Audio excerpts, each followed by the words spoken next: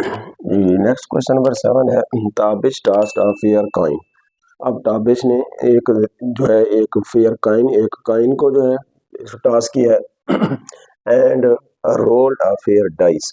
अब सबसे पहले जो है यहाँ पे हम उसकी सैंपल स्पेस बनाएंगे और यहाँ पे जो है फिर क्या क्या बनेंगे, क्योंकि एक कॉइन है, कॉइन में क्या होते हैं, हेड एंड टेल होते हैं और उसके बाद डाइस है तो उसमें 1 2 3 4 5 6 होते हैं। तो यहाँ पे जो है हम लिख सकते हैं वहाँ एच यानी हेड है और इसी तरह उधर से क्या होगा 1 होगा और फिर अगर यहाँ पर जो है हेड हो तो फिर क्या आएगा 2 आएगा और इसी तरह फिर हेड और यहाँ पर 3 और हेड और 4 और इसी तरह हेड और 5 और अगेन जो है यहाँ पर हेड और 6 आ सकता है। और उसके बाद जो है आगे क्योंकि टेल होता है तो फिर यहाँ पर T1 होगा, T2 होगा और फिर T3 होगा और उसके बाद T4 और फिर T5 और T6 होगा। तो ये हमारी सैंपल स्पेस है। अब ये टोटल जो है कितनी है 1 2 3 4 5 6 7 8 9 10 11 12। तो यहाँ पे हम लिख सकते हैं n into s equal to 12। अब नंबर 1 में देखिए, नंबर 1 में वो कहता है फाइंड ये करना है कि टेल ऑन काइन। तो सबसे पहले जो है यहाँ पर हम इसको लिखेंगे नंबर 1। तो इसमें टेल ऑन काइन मतलब सिक्के के ऊपर, सिक्का अब यहाँ पर है, अब ये तो सारे हेड है, हमने टेल को देखना है, मतलब टेल वालों में से। और tail on coin and at least 4 on dice. तो सबसे पहले जो है यहाँ पर इवेंट लेट करेंगे, let A be the event event. अब इसमें जो है क्या आना चाहिए, getting tail on coin, getting tail on coin and at least 4 on dice। तो अब यहाँ पर a इक्वल टू, उसमें देखें पहले पे क्या आना चाहिए टेल और दूसरे में जो है क्या आना चाहिए एट लीस्ट 4, कम से कम 4 भी 5 भी 6 भी आ सकता है। तो ये बन जाएगा T4 फिर T5 और फिर T6 आ जाएगा। अब एट लीस्ट 4 5 6 और बाकी सब में पहले पहले में टेल आना चाहिए। तो n into A equal to ये कितने आ गए 3। अब इसकी प्रोबेबिलिटी फाइंड कर लें, probability of A is equal to n into A over n into S. तो फिर इक्वल टू, तो ये बन गया 3 ओवर, ये टोटल कितनी थे 12, तो ये आ जाएगा 1 ओवर 4। तो यहाँ पे हम लिख सकते हैं probability of A is equal to 1/4। इसी तरह जो है यहाँ पर ये फर्स्ट की हमने प्रोबेबिलिटी फाइंड करनी थी। और उसके बाद यहाँ पर जो है आगे नंबर 2 है, नंबर 2 में देखें उसमें हमने इवेंट को क्या लेट करना है। अब नंबर 2 में वो कहता है हेड ऑन काइन। अब उसमें काइन के ऊपर हेड आना चाहिए। अब इन पहले में जो यहाँ पे हेड है हम उनको देखेंगे, टेल वालों को नहीं देखेंगे। तो यहाँ पर हम लिख सकते हैं let B the event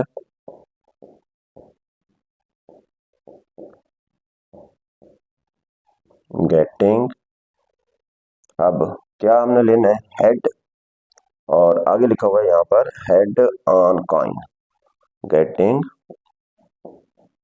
head on coin, उसके बाद and head on coin and number 2 and 3 on dice and number 2, 3 on dice. अब इसी तरह अब इसको देख लें, इसकी सैंपल स्पेस जो है पहले तो बनी हुई है और इसमें सेट बी पहले लिख लेते हैं कौन कौन से आ रहे हैं। बी इक्वल टू अब पहले में हेड और दूसरे में यहाँ पर 2 और 3 है। अब पहले में हेड और दूसरे में है नंबर 2 एंड 3, ये और ये H2 और H3, H2 और H3। अब लिख देंगे हम N into B is equal to, ये टोटल कितने हुए 2। अब इसकी प्रोबेबिलिटी फाइंड कर लें। Probability of B is equal to N into B over N into S equal to 2/12। अब probability of B equal to, इसको काट कर दें तो ये आ जाएगा 1/6। तो इसी तरह जो है यहाँ पर प्रोबेबिलिटी ऑफ ये B फाइंड हो गई। उसके बाद जो इसका थर्ड वन है, अब थर्ड में वो कहता है क्या करना है, head and tail on coin. अब हेड और टेल होने चाहिए एंड नंबर 6 ऑन डाइस, और डाइस के ऊपर 6 आना चाहिए। तो फिर अब इसको हम लेट करेंगे, लेट इसको जो है कोई सी का नाम दे दो, let C be the event, let C be the event. अब यहाँ पर जो है आगे लिखेंगे गेटिंग, अब क्या करना है, head and tail on coin, head head and tail on coin and आगे वो कहता है number 6 on dice and 6 on dice. अब इनको चेक करते हैं, C इज इक्वल टू, अब हेड और टेल है पहले में और फिर 6 है, तो साफ ज़ाहिर है यहाँ पर कौन कौन से होंगे, फिर H6 होगा और T6 होगा। तो यहाँ पे हम लिख देंगे H6 और T6। अब N into C equal to, ये टोटल कितने हुए 2। अब इसकी प्रोबेबिलिटी फाइंड कर लो। Probability of C is equal to N into C over N into S. N into C 2 over N into S कितना थे 12, तो इसको काट कर दो, तो probability of C is equal to 1/6। तो इसी तरह जो है यहाँ पे हमारे पास इसकी प्रोबेबिलिटी आ गई। ये जी इसका फोर्थ पार्ट है not tail on coin and number 5 on dice. तो सबसे पहले यहाँ पर हम लिखेंगे let D be the event getting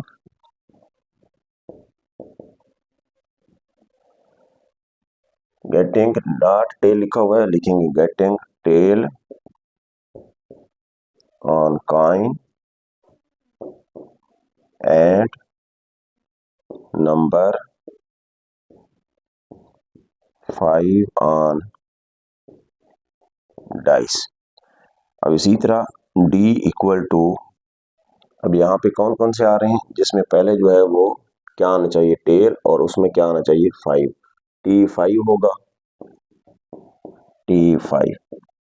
और यहाँ पर क्योंकि एक ही है तो फिर हम यहाँ पे लिख सकते हैं N into D is equal to क्या आ गया 1। अब इसकी प्रोबेबिलिटी फाइंड कर लें। Probability of D is equal to N into D over N into S, तो ये बन जाएगा 1/N इंटू एस कितना है 12। ये उसकी प्रोबेबिलिटी फाइंड हो गई। अब हमने करना है नॉट के लिए, तो यहाँ पे हम लिखेंगे let D prime be the event not getting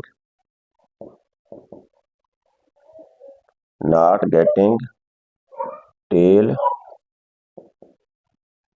on coin and 5 on dice. अब यहाँ पे हम लिख देते हैं probability of D prime is equal to 1 minus probability of D, और इसी तरह यहाँ पे 1 माइनस प्रोबेबिलिटी ऑफ डी का आंसर 1/12 12, इसका जो है क्या आ जाएगा 12 एलसीएम, 12 वन ज़ा 12 माइनस 1, तो ये बन जाएगा 11/12। अब प्रोबेबिलिटी ऑफ डी प्राइम जो है किसके इक्वल है 11/12 आ जाएगी। और इसी तरह इसका जो फिफ्थ है इसको देखते हैं। फिफ्थ में वो कहता है नॉट हेड ऑन काइन। तो सबसे पहले यहाँ पे हम लिखेंगे लेट और इसको कोई एच बना दें, like H B the event getting, अब वो कहते हैं हेड ऑन काइन, हेड आना चाहिए, getting head on coin and number 5 and 2 on dice. अब 5 भी आए 2 भी आए और उधर से क्या आए हेड आए, तो यहाँ पर जो है हम लिख देंगे h इज इक्वल टू, अब उसमें हेड और 5 और 2, तो ये बन जाएंगे h5 और h2 और इसी तरह n into h equal to 2। अब इसकी प्रोबेबिलिटी फाइंड करेंगे, probability of h is equal to n into h over n into s, तो ये बन जाएगा 2 ओवर, ये टोटल कितने थे 12, अब 2 ओवर 12 इसको हम काट कर दें अगर, तो ये बन जाएगा probability of h is equal to 1 over यहाँ पर 6 आ जाएगा। तो इसकी जो है प्रोबेबिलिटी फाइंड होगी। अब करना ये था नॉट के लिए, तो यहाँ पे फिर हम लिख देंगे let h prime be the event not getting head on coin, not getting head on coin and number 5 and 2 on dice। अब यहाँ पर देखते हैं, तो फिर क्या होगा, probability of h prime is equal to 1 minus probability of h, probability of h prime is equal to 1 minus, इसका आंसर यहाँ पर क्या था 1 ओवर 6, तो यहाँ पे 6 एलसीएम, 6 वन ज़ा 6 माइनस 1, तो ये बन जाएगा 5 ओवर 6। अब यहाँ पे हम लिख सकते हैं probability of h prime is equal to 5 over 6।